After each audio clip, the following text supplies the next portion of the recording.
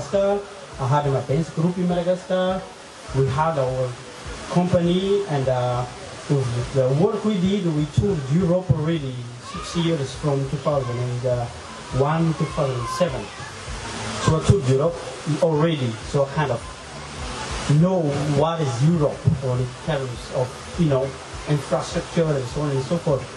But then culturally, what we did, our work was based in fusion hip-hop, traditional dance from Madagascar, and contemporary dance. And those work were touring around Europe, and we were doing a lot of workshops. But then when I came to Finland, I didn't find anywhere where I could fit. So the only way for me to do that is to just, I need to go find some hip-hop dancer. And then I went to Kisahali, and then at some point I met Sibiri Konate, another amazing choreographer and dancer, now living in Finland or so. So I then made those connections to make me feel that I have my roots a bit here.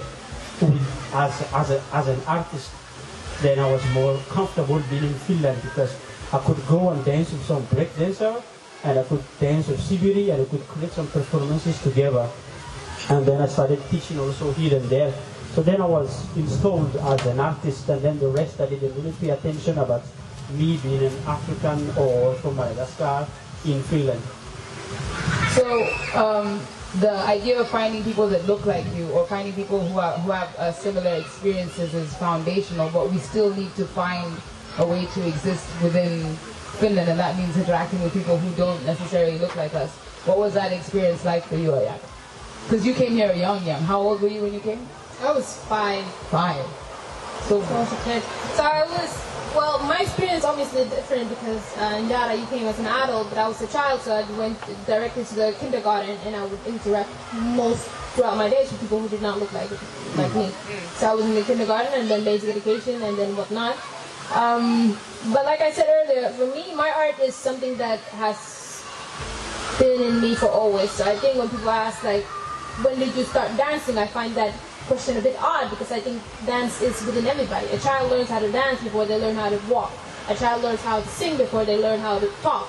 So I think that's the most innate thing. And I found that the places where I found these aspects, that everybody was a natural artist, was within people from our diaspora. So we would have Congolese weddings, and we would go there, and they would teach us coupe de kale, or we would hang out with Ghanaians, and they'd have the azonto, or then we'd have our own tribal dances. So I would interact on my free time with people from the diaspora. We made friends either through us, the children, amongst ourselves, or our adults, and they would bring us somewhere. But when it comes to interacting with the Finnish population, yes, it's a bit different, because even though Oulu had an art scene and, say, hip-hop scene, I found it to be very clinic, very medical, and you dance to a mirror instead of taking energy from one another. I tried that for a while. It was never my thing, so we would go back to training amongst ourselves. But I do have a lot of appreciation for the dance scene. I know, for example, Julian also is a great Ghanaian Finnish dancer who's making groundbreaking work, actually teaching azonto and hip hop in Oulu right now. But it was different. I think my main source of inspiration when it came to my art, or just expressing myself as a child, an artistic child, came from other people who are from the diaspora, and we would share it on our free time. That's interesting, because that is the thing that I always tell people I miss the most from Kenya. I've been here for 3 years, and the natural way people sing and the natural way people dance, it's a way of life. It's not limited to a room, it's not limited to, professional. It's like people just dance whenever, wherever. It's like a way of life, and that's it was a difficult thing to adjust to, the idea that dance and singing and being that way is not just every day, everywhere, that you can see it everywhere, which is an interesting difference that I hadn't thought of when I moved to Finland. What about you, Njara? What is the integration process? And you have a different perspective from Ajak and myself. Exactly. I mean, thank you for sharing those stories. It was nice to see it from that perspective, because, On my side, when when you came for the first time in Finland, the process is the same, that you go to the TE office and you need to learn Finnish and all that process. For me, I felt that it's too long for my dreams, because I had dreams when I moved, of course, like everyone else. But then when I started teaching, I saw that what I do, a lot of people liked it, and I saw that this could be my profession from now on. Before I moved to Finland, I was a general manager for a cultural cafe in Tanzania. So I had my job and I lived well, but then I wanted to change. So when I moved here, I was like, now I just want to go back to being an artist and just dance. So I just moved and then worked hard through that, pretty much. So like I said, I had to find a place where I could dance, and so I was meeting break dancers here, and then other African dancers. They created associations. So the first thing was to have something structured in order to move forward. So I started structuring an association, and then we started gigs here and there. I was teaching, and I had a lot of classes. And the dream back then, that was then, I would say that dream was then in 2013, to have my own studio, and now we are having it. So congratulations, my dance studio. Yeah. And that's why it's called the Dance Studio, first of all, because there is the word Mada in it, so that's Madagascar. So Madagascar is a bit present in Finland, and also in French, ma dance is like my dance. So it's my dance studio, but it can also be your dance studio, because if you, for example, you dance at my studio and someone asks you where do you dance, and then you can answer at my dance studio. So it's more of a community home than a regular dance studio, because in my dance studio there is only 3 classes that are open for all the public, but the rest is only for the dance groups that you're going to see performing later. So it's really creating a community of people who are in love with dance, especially Afro dance, and then from there we develop it. At the moment, let's say we have about 70 people as regular group members, and then the rest are about 100 that are coming in and out. And so it has been a long road, but like I said, it's also trust in the process and work hard for your dreams. It's good that way. That's amazing, because that's a way of bringing your love for dance and then sharing it with the community.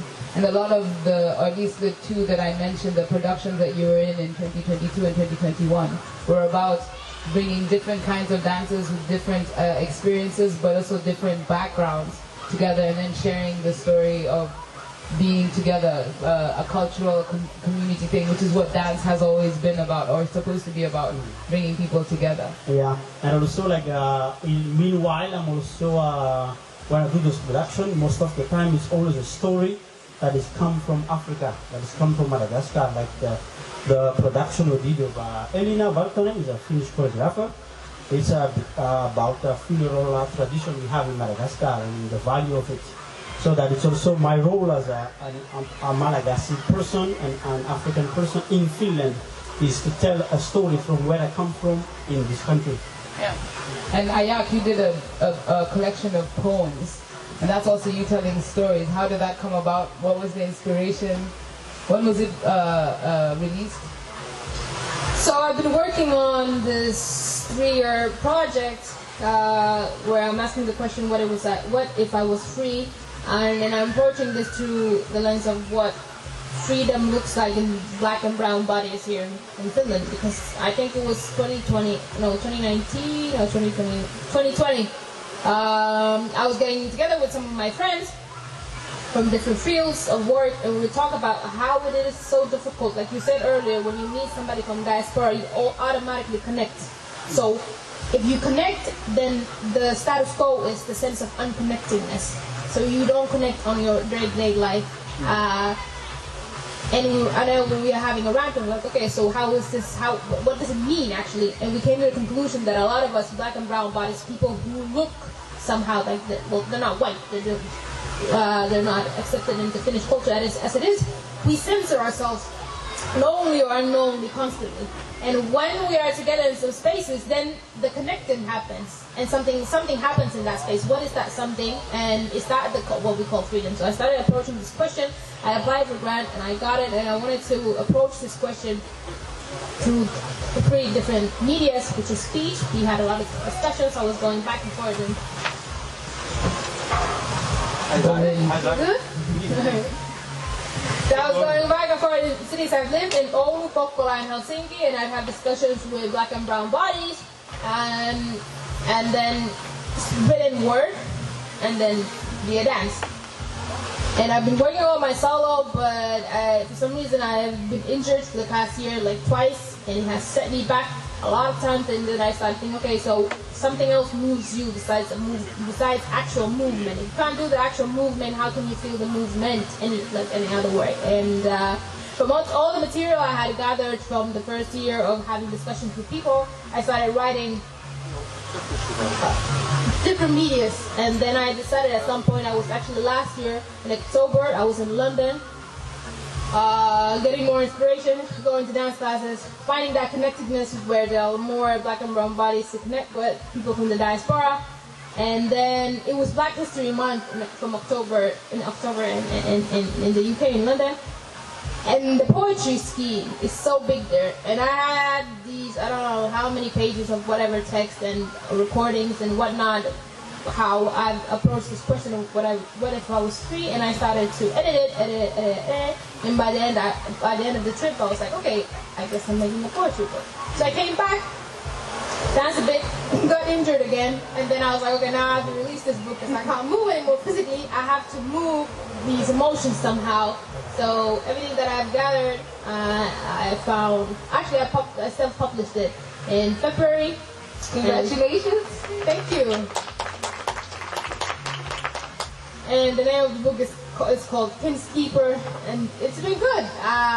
People have liked it, read it, and enjoyed it. There we go. Good job.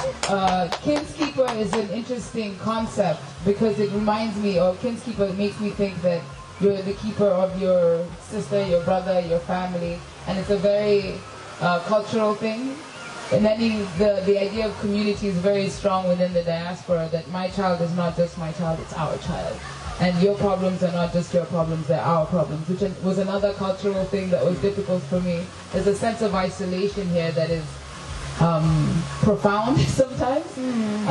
And I don't think that it's because they don't find community within each other. It's just difficult for people on the outside to penetrate within the communities that are already formed, which is different from, at least in Kenya, where somebody can see you on the bus stop and then within 10 minutes you are their everything, that you love them and they love you, and they take you to their home and they give you chai and you know everything about their life and they know everything about yours.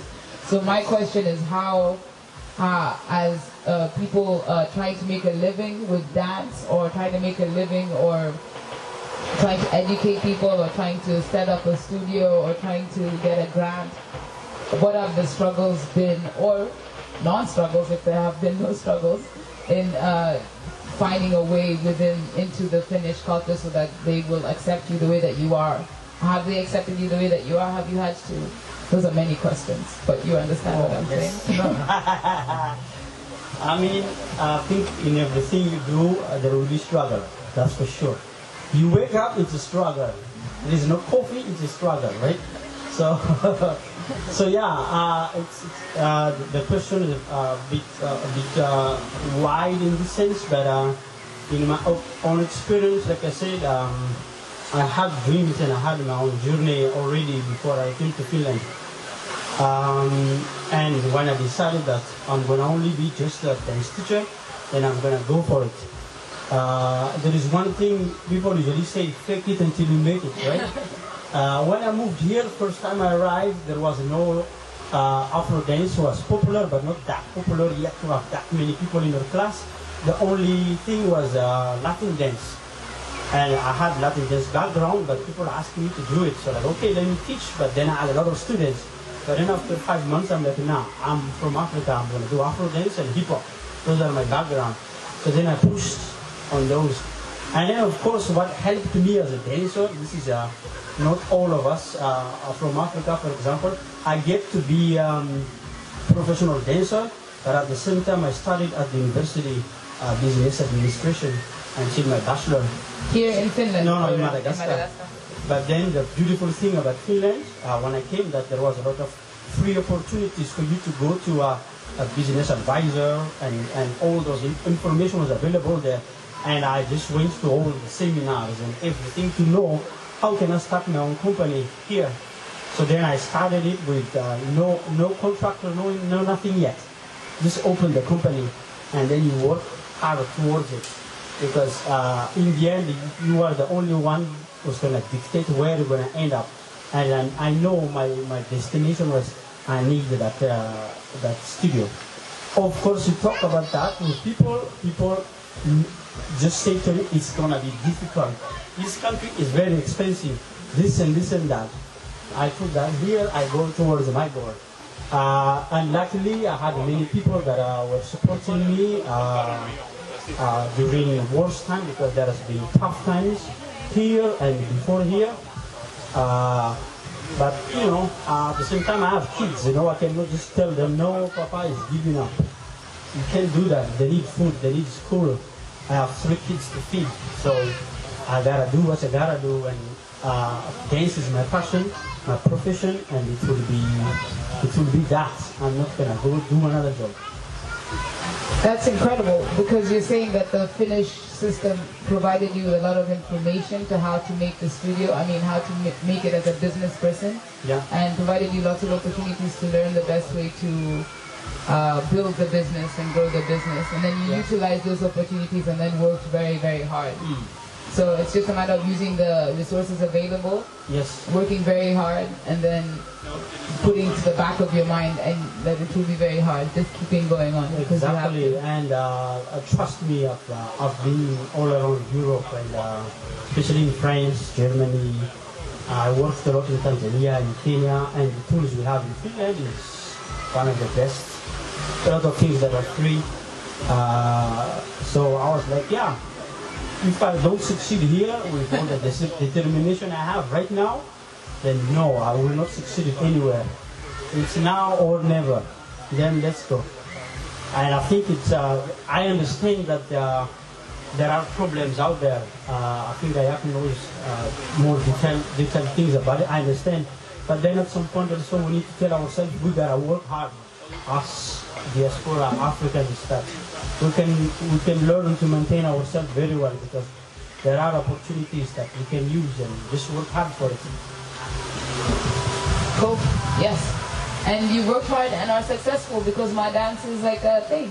And I've heard lots of people enjoy and appreciate and find community within your system. So you are proof that the system works, and then working hard works, and then having a community that supports you is effective. And yeah. And then of course we have these cultural differences and how we are and how when it came and how people in Finland are. But trust me, my students have changed since they met me. They come late at practice, you know what I mean? In the sense that there is a lot of things we can learn from each other, and that was just one joke, but it has. We are when we go to practice, and we have workshops at my studio. It's a family meeting, even if you never met anyone. Lately, I've been arranging a lot of international workshops, so I bring like the top level Afro dancers from all around the world to Finland. Coming now is in September. We'll bring someone from Tanzania straight from there to teach Afro, and there is Kanesa. There's also low dancer is coming back, and those are just dancers that many people know through Instagram. But when they come in that room and they meet those people, it's like we've been united since long time ago. So really try to have that space where we are all together, and it's not just let's talk about it. No, we are. That's what Afro dance does to you. Is that we put our energy together, and it's just joy and learning and having fun, a lot of sweat and laugh, and that's what I wanted to provide if I'm here. You know? Yeah, to create that space where it feels like it is a community, it is a cultural space where you can be open and free and exactly. Love each other and be late. That's a possible thing. Yes, it's okay. So, you know, just step at the back, make sure you have water and towel, and let's go. What about you, Ayub? What about the experience of getting the grant and creating the piece of work and writing the poetry and releasing the poetry or the collection of poems? What was that experience like as somebody from the diaspora trying to penetrate the Finnish system of grant applications and all those things? Well, first of all, thank you, Njara, for sharing, and I agree to most extent, but also, like I said, I grew up in Oulu and I was in Kokkola for 5 years, and there are differences in what part of this country you are existing in a black body, and it was very deliberate that I didn't, you know, bloom as an artist before I came to Helsinki, because even though we tried, even in Oulu when we was a kid, when we were kids, we would dance, we had our own dance group, but we would train, but we were at the mercy of the people around us, and the people around us had conditions that we couldn't meet, as in, you know, this is not the kind of music that you want to hear, this is the kind of music you want to hear, this is not the kind of dance moves that we are comfortable with, these are the, and it's like, okay, you're asking me to be less of me for you to be comfortable. Yeah. What I'm asking you is just give me the space and you leave for me to be the way I am. And that there would be constant clashes. Even in Kokkola when I was studying my second degree and I was doing my dance classes there was this constant clashbacks. As if in order to be a part of the community you have to strip pieces of you, which are the things that make you you. And you know, these clashbacks was something that I was not comfortable with. I am not the kind of person who will give away parts of me in order to make other people comfortable, especially when it comes to art. And I find like if somebody's in a privileged position, what you should be wanting to do as an ally is, you know, give the space and remove yourself from the equation. Because this, the rest of the country you can dance, you know, contemporary dance or do your very mathematical movement. It exists. And if this one space is asked to dedicate to, you know, winding your waist, let them wind the waist. But yeah, so it was very deliberate that I started blooming and doing my creative work in the way that I'm doing after I moved here about 5 years ago. And when I applied for the grant in 2020, it was also a group effort because the whole project came about when I was talking to my brothers and sisters. We had this round session. I was like, I cannot keep doing this. I cannot keep giving parts of me in order to create. It's not working, and it's taking away more from me than it's giving. At my young age, if I give up now, what is going to happen?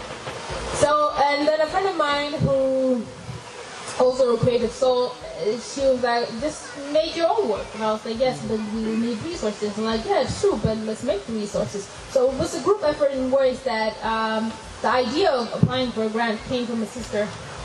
And then she would with me, she was like, call me, have you make that, have you, you know, written the application? I'm like, you know, I got other things going on. And she would call me and be like, listen, I need to see the draft. I want to, you know, read it. I'll send it to some other people who also have applied for grants and they can give you feedback. And they did, and it happened. And that's also part of that king keeping that, you know, we all win when one of us wins, and your success is my success, and I want to help you with it. And that was actually what happened throughout my whole project. Even with the poems, even with the stories that I tell in the poems, they came from our kins, from my kins.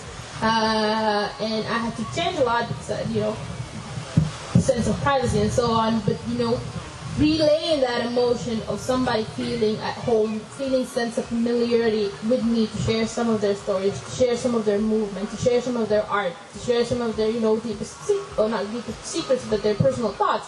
I think that is something so pure and beautiful that can only happen when you allow yourself to be yourself in another being's presence.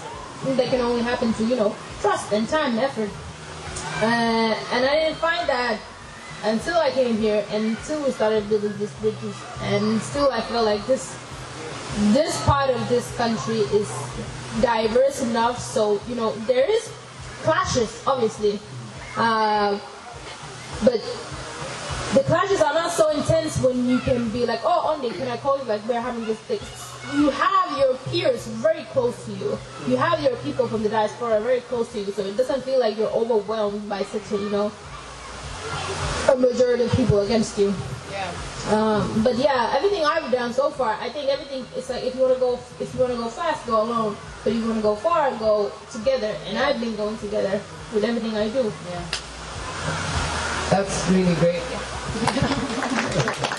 That sense of community is so powerful, and that's why I think Africa is so special to me, because I did feel very alone the first year, and living in Pori, I don't know if anyone's ever been to Pori, but it is very, very small and doesn't have a lot of people of color.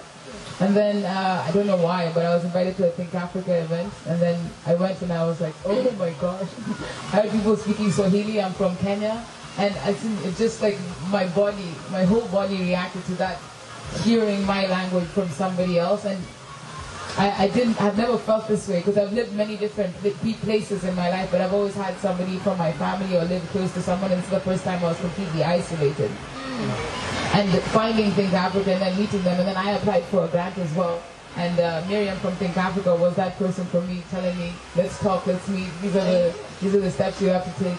And then that sense of togetherness is like a very powerful thing. But now in Pori, after a year, and this is why I said it's difficult to meet people, Finnish people, because they are more closed off than we are used to. Not good or bad, just different than what we're used to. The way that I meet someone who will be my best friend is like within 10 minutes we're together, and it's not the case in Finland, because you go hi, and they're like, why are you talking to me? Not all the time, just sometimes. Not all Finnish people, obviously. Anyway, after a year or so living in Pori, I met one artist who introduced me to another artist, I started going to galleries, to shows and events, and then I realized that these people are around me, they're just a little bit more shy than I'm used to. And then talking to them and meeting with them, I engage in a way that's different from what I'm used to, but still a significant way. So that integration, or my integration, was directly through art and creativity.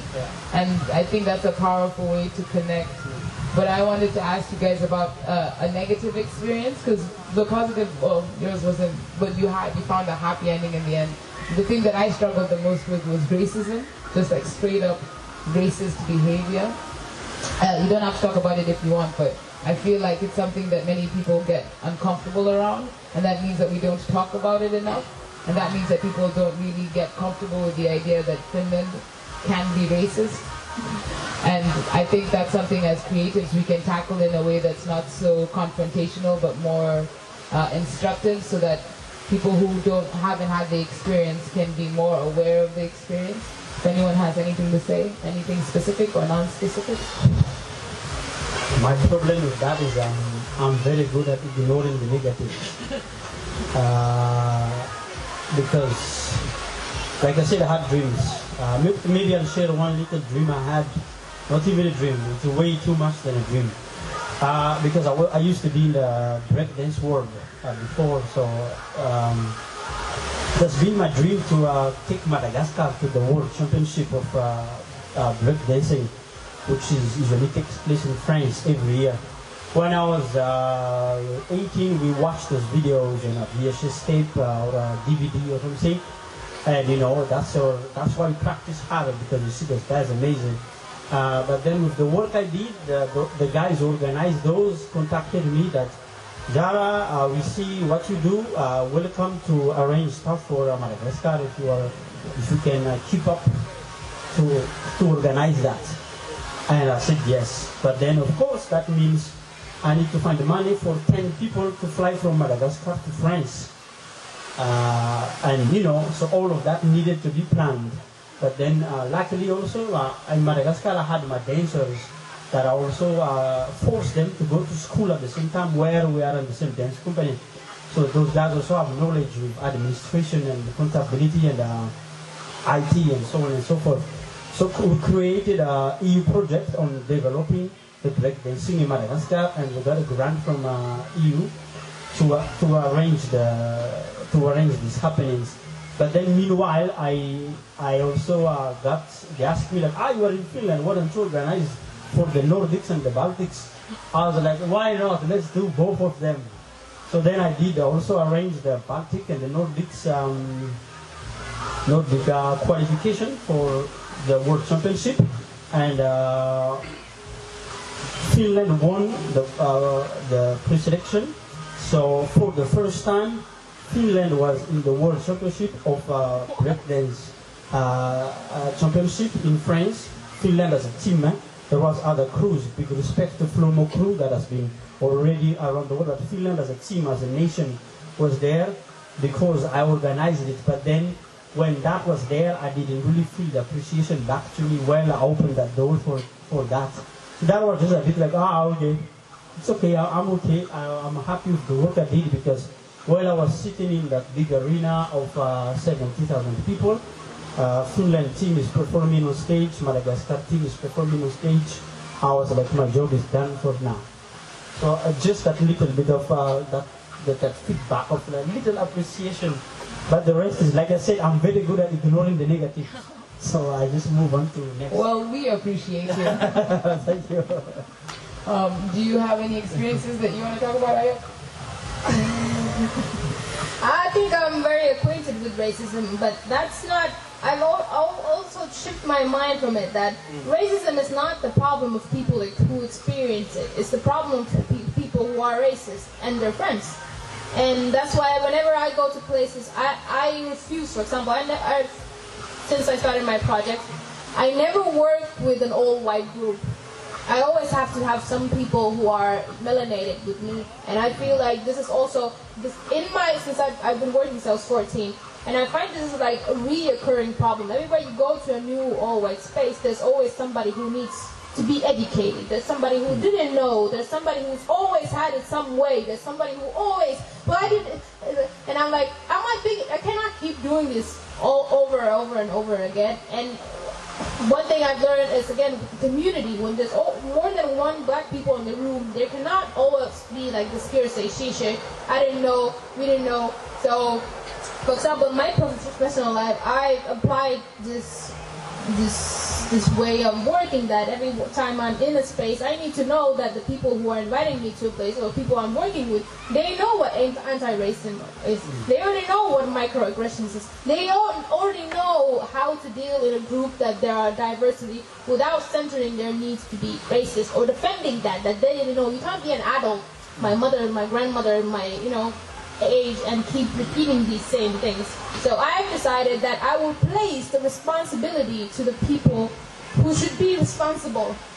And I've been applying this, and I breathe more easily. Here we go. and it has made my life so much easier. But for example, in 2021, we made this project with this Afro-Brazilian dance artist who made this dance movie with Mario Lopez. And when Mario came in Finland, his wife is German and he's Afro-Brazilian, so he doesn't look Finnish. And he went to a public, not a public, I don't remember the church of it, but he went to a church. And he goes there, he wants to pray, and he's, giving his blessings and whatnot. And he sees, as soon as he walks to the church, somebody walks from the first row and looks at him and walks towards him and punches him directly in the face in the middle of a church. It was a racist incident. And with this movie he was making, he was talking that from that on, he had this armor. Like in this movie, we had this concept. An armor you carry around you, because when you've experienced so much hatred, so much racism, you're always carrying a heavy load that, if I have this armor, when I get hurt, it's not going to hurt so much because I'm ready. And when we were working on this movie, that's when I realized, damn, I've been carrying an armor my whole life. I've been living in this country, and that's when I decided to take it off and implement this. I will always place the responsibility on the white people around me of dealing with racism. It cannot always, and I refuse to back on that. And if there are situations where I feel like people are not taking it seriously or whatnot, I remove myself from the situation. I think the idea of the armor. Just excuse me, because I want to go back to the armor thing, because it's very interesting compared to my childhood. Because you grew up here, I didn't. But then, of course, in Madagascar we have 17 tribes in total. Like there is 17 different ethnic groups. So already from a young age or so, if you grew up in Africa, those little ethnic groups can have some clashes. So at a very young age, you need to build that armor even from Africa. Because I remember even then, I grew up in a city. It's like the ghetto in Antananarivo, the capital of Madagascar. All the tribes live there. It's very easy for them to just hang among themselves.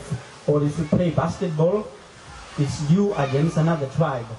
And I was unlucky, I was dating a girl from another tribe. So from a young age, I had to already put an armor so that I could be with this girl, or I could play basketball, or I could dance sometimes. Because otherwise, it's a lot of people looking at you like, this, what are you doing here? And they speak their own dialect, you don't understand, they speak your dialect, they look at you. So I think sometimes we kind of have the same upbringing here or there. Of course, we are from Africa, but also just what I'm saying is just to note that we kind of still went through similar experiences. It's just that you were here, but I was there because I was in the middle of a ghetto with different ethnic groups. So the armor is kind of, I'm sure even maybe among Finnish kids, you also need to put an armor, but this time, not maybe because of race, but maybe some other challenges. That's true. Differences can bring people together, or it can separate people. But I find it interesting, the idea of putting the responsibility not on yourself, but on the institutions around you, so that you don't have to deal with something that's nonsense. Yeah. I think racism is nonsense. That makes no sense and shouldn't be involved.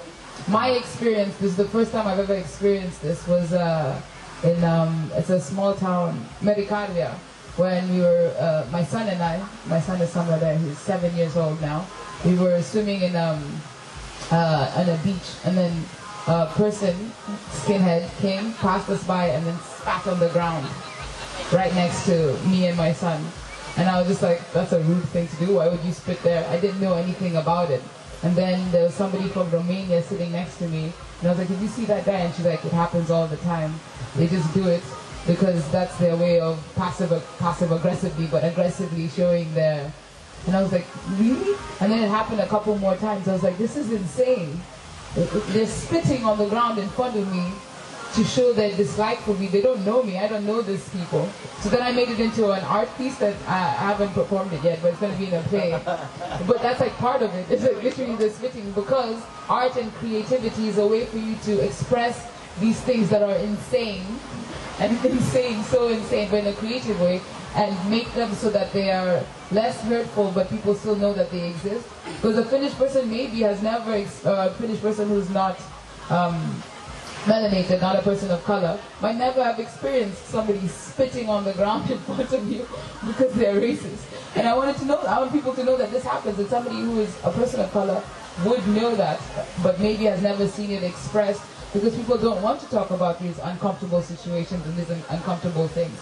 But I think it's powerful that we, through our art forms, are expressing the good sides and the bad sides and the things that we're supposed to overcome. The connection and the culture and the art and the beauty of it brings us together in a way that very few other things do. My next question, by the way, audience, thank you for joining us and being here with us. Give yourselves a round of applause. If you have any questions, because this is supposed to be interactive, I'm sorry, these guys are so interesting, I've kind of gone into a zone. But if you have any questions, and if you guys also have any questions for each other or for me, feel free to ask. We have about 10 more minutes. Yeah, put up your hand. If you have any ideas or questions, you can also speak to any of us after this is all over. But yes, thank you. My next question is about education. What is the value of education? Because we have an MP right here. No, I'm not an MP. I ran. You ran as an MP. Sorry. What is the title for? City council member. City council member. Yes. And your focus is on education. No, No, youth and culture. Youth and culture, sorry. The things are all confused. Still a bit of education somewhere. There's a lot of education. But I get that your focus is awareness and bringing the... How has that been? What's that experience like? Well, the city council is the Helsinki City Council. First of all, this is the capital city of the country, the largest city in terms of population and budget. So I've been there for 2 years, and I feel like the 2 years have been a learning experience for me. It's just to understand how such a huge organization works. But when it comes to education and youth and culture, my approach is this. For example, if we have kids who are troubled, they don't focus in school, blah, blah, blah, there are different ways of learning. And we have this initiative where we talked about, so it's social work for kids who, they skip school, or what do they do after school? Just like people who are, on the streets doing their work with youth. And I made a point of, I appreciate that, and these are, educated people who know what they're doing. But for example, say street dance as a scene, say searching youth workers, when they go out searching for the youth, the streets is already there, and the street dancers already have the attention of the youth. So I feel like, capturing people or like meeting people where they are, and art and culture provides that platform. So there are many ways of learning. And there are many ways of teaching, and I feel like we should incorporate that more into the kids of today, and that's what we're working on in terms of, or what my work has been focused on. Different way to teach kids who would otherwise be left on the outskirts or on the streets, how their way of learning, or meeting them where they are at.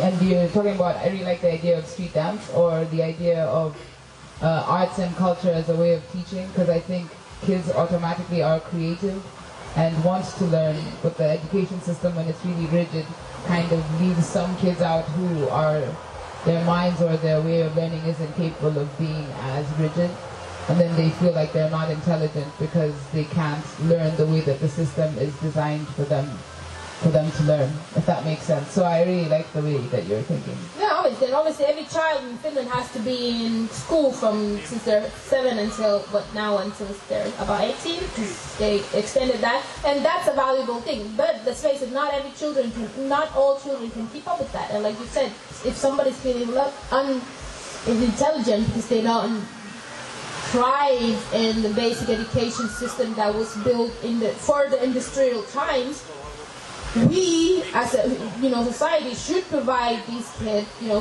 successful experiences, feeling like their knowledge is worthwhile something. If it's not in books, first it can be something you do with your body. It can be something you do with your mind in other ways than maths or physics. And just understand that there's different types of intelligences, but everybody should have that sense of understanding that they know something, even if they don't know the things that they're quote unquote expected in basic education. And I think that's the way that you guys are doing it as well, because I'm assuming you also have kids classes or classes for younger kids? At the moment, we have a project called Just Dance that is free of charge for kids, and it's actually meant for the diaspora at first, but then we said no, just open for all the kids, and of course hobbies can be quite expensive, so we put it for free. It's sponsored by Walter RAU and myself, so my studio is given space for free, and Walter is paying for the teachers. So at this aspect, that's what we do. So for me, in terms of that, what I have been doing is I go help where I can in terms of that. And then my being has been always in 2 countries, half in Madagascar, half in Finland, which is 2 different worlds, because the needs in Madagascar are very different from the needs in Finland when it comes to me and the people around me and the people that I can help with my knowledge or with my input, I would say. So for me, I'm a dancer, so I go where dance is. So it was more about how can I develop these dancers for a better future. So that's why before Corona, I went back to Madagascar almost 3 times a year. I created a lot of projects to help them. We did a lot of entrepreneurship program that helps dancers to understand how to open up your dance school and so on and so forth. And yeah, today in Madagascar, there is just in the capital, maybe there is 10 dance schools. One of them has 1,000 students because the boys were, the 2 boys that lead that school was in our project when we were teaching them entrepreneurship. And then here in Finland, it's just, I don't know, for me was the fact that I teach and the people in my class, it gives them a different sense of being when we dance together. So that's where I developed that, yeah, let's dance and let's make this big and share to as many people as possible what dance can bring to your life. Joy, community, togetherness. And then there's also the concept of storytelling, because I think, at least my experience in Kenya, a lot of the stories that we're told as young people, as kids, involves dance, it involves movement, it involves, there's nothing written, it's all oral tradition, there's somebody in the middle weaving a tale that is supposed to entertain and be engaging. And that means that you don't have to be able to read to understand the story. Yeah. You don't have to be able to count to understand the story. You can tell the story because it's interactive. It's not one person telling the story to everyone, but you are encouraged to do something with your hands. You're encouraged to move as well. And that gives a lot of confidence because there's very little space to be wrong or to go wrong or to do the wrong thing. And once you have that confidence, then you think that you can do the next thing and the next thing. Like the idea of learning dance and then learning entrepreneurship.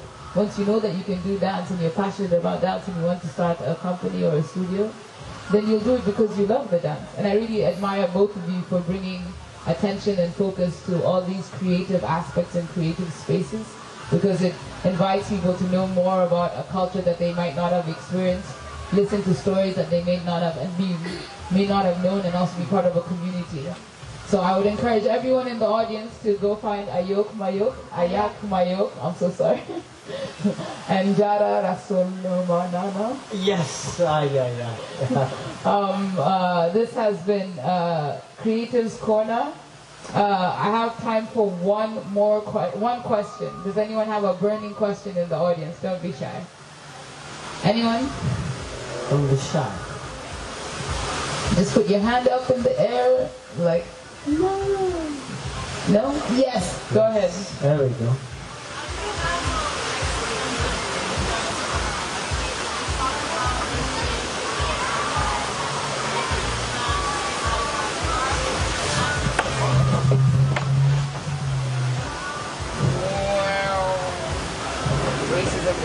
My question is, how do you handle racism within your own people, like when your own people don't accept you for who you are, or because there are a lot of racial or between clans or villages, like tensions between our own people too. So how do you also in Finland, at least me personally, I've experienced it.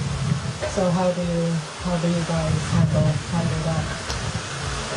That is a very, very good question. That is a good question. Do you want to go? I could go first. That's a good question. Well, for example, I'm from South Sudan, and my nation is one of those countries that is in the news every now and then because of ethnic disputes, for example, then the president and the vice president and the leader of the military, and there are people from different ethnic clans, and there's constant clashes, whatnot. I think within our generation, what we keep doing is whenever there's somebody wants to be like, you're from this clan, like, no, this ends with us. Because many of these, clashes, their roots stem somewhere colonialism, somewhere in pre-colonial time, and every time there's this conversation started, say for example in Sudanese parties, I'll shut it down. And we know in our cultures you can't speak disrespectfully to your elders, but I think that passing on that inheritance of hatred and bigotry and ignorance is not something that we can keep on taking on us. So what I do is just I flat out stop it. I'm like, no, that's not happening here. That's not happening between us. It should have not been happening within your generation, and will sure as hell not be happening with the generation after us. Obviously, you have to do that through conflict because nobody likes to hear they're wrong. And I feel like hate is such a strong emotion, and especially people who have known that only for generations, it's like the last thing they have. So then sometimes you have to exclude someone in order to, get rid of that. But then again, there is also bigotry amongst people from diaspora for various reasons. Different countries have their, Nigerians and Ghanaians will be over jollof rice until the end of time. But I think also, I see us making humor of it and, making light of it. The only way I know how to dismantle bigotry or hatred is just like putting an end to it. And sometimes it can happen at your own expense, meaning that people will get mad at you. But then you have to decide, what will you do? I think a good thing is to always go towards the love. So as like a musician, I'll just name musicians that I love from that country or from a different tribe or culture, or start singing, start dancing with the person, tell a story from the different places. If that doesn't work, walk away. Just walk away. I think the things that hurt you when people reject you, if someone's going to reject you, they're going to reject you whether you talk to them a lot or not. As long as you say how you feel and present yourself as true, then their actions don't have anything to do with you. But you should say how you feel, I think. It's always important to say how you feel. But I always try and joke about it, laugh about it, and most people do want to laugh, and most people do want to hear a good song. But not all the time, and then you walk away. Yeah. You have to go, so finish this. I have to go, so just so you know, we have a dance performance that's supposed to start now on the other stage. But this discussion has been amazing, and I'm very glad to discuss with you guys today. Thank you so much. Can you please give a round of applause? One thing I wanted to add just because we talk about different classes in our diaspora. For me, it's a very simple thing is that we have South Sudan, Kenya, and Madagascar here in 3 different fields of art. What if we collaborate, guys? What if we communicate better in what we do, and maybe we can show the rest of the world that us combined, we can be unstoppable and do good stuff for the whole community. So for me, I think the good communication among us will be the first thing to do, and then the clashes will be easily solved. Thank you. Lead with love and creativity. This is Njara. This is Ajak. Yes. I'm Ondi. Thank you so much for being here. Njara is going to have a dance performance over there, which he is late for because of us. Thank you so much. No problem. You've been amazing. So let's all move to the big stage and prepare. Let's go. Thank you.